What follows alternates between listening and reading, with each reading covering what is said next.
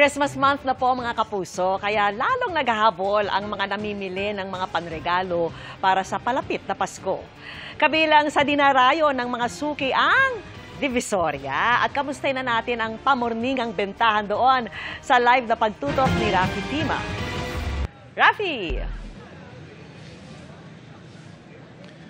Vicky, ngayong unang araw ng Disyembre ay umaasa nga yung mga nagtitinda rito na lumakas na sana yung kanilang benta. Pero iisa yung kanilang sinasabi ngayon, dumarami na yung tao pero hindi yung namimili. Si Edrelyn Cruz, kinagis na raw ang pagbebenta dito sa Divisoria. 24 oras nang bukas ang kanyang tindahan na nasa bungad ng Ilaya Street at Recto. Sari-sari ang kanyang paninda rito at ngayong Disyembre may mga pamaskong items na. Pero ang inasahan niyang kita ngayong unang araw ng Disyembre, hindi pa rin niya matanaw. Ngayong po, maasa po kami na magkakabilihan. Pero po yung tao kasi naglalakad lang po talaga. Hindi po talaga sila yung katulad dati na bumibili. Wala pa yata ang bonus. Ganito rin ang obserbasyon ni Nestor na nagbebenta ng mga kortina at iba pang tela. Mas po ngayon, mas mabigat ang bentahan. Kasi siya nung nakaraan. Ganun ba? Kasi gawa lang natin kasi susunod ng bagyo. Tsaka yung, alam niyo, nasa ko lang, gano'n. Kaya medyo yung mga tao nagtitipid. Tao lang po marami. Yung namimili po, wala. Ang ilang mamimili na ating nakausap, puro personal na items pa lang din daw ang binibili sa ngayon. Mamimili na lang daw sila ng pangregalo kapag malapit ng Pasko at pag may pera ng pambili. Ano lang po yung nakita kong kailangan.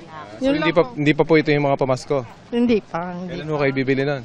Hindi ko alam po kung kailan. Nagkakanbas din po ako ng pangtinda. Pampasko na ho ba ito? Hindi po, panglakad lang ng bata. Magpipield trip po kasi bukas. Si Rosalie na nagbebenta ng mga damit, pansin naman daw na bahagyang dumami na ang namimili. Pero malayo pa raw ito sa kanilang karanasan noong nakaraang taon. Mas maganda pa po sa last year kaysa ngayon. Kasi last year parang dito, ngayong parang di ka makakaraan po Masikip yung daanan. Ngayon medyo lumuwag-luwag. Pero mas okay ngayon kaysa mga nakaraang buwan po. Ang Manila City Hall, pinaghahandaan na raw ang inaasahang dagsa ng mga mamimili rito ngayong Disyembre. Araw-araw naman daw ay narito ang kanilang mga tauhan. After ng night market, papasok na po ang city government as early as 4, 5 a.m. Linis. Kasama na rin po yan, pinaliliguan na rin po yan. Pina-flushing, sinasabon. Para po hindi po bumaho yung lugar sa everyday na mga nagtitinda.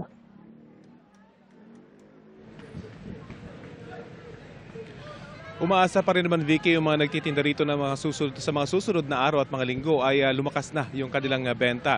Batid naman daw nila na dito pa rin sa Divisoria ang bagsak ng mga mamimiling naghahanap ng mga murang panregalo. Yan pa rin ang latest mula dito sa Divisoria. Vicky? Maraming salamat sa iyo, Rafi Tima.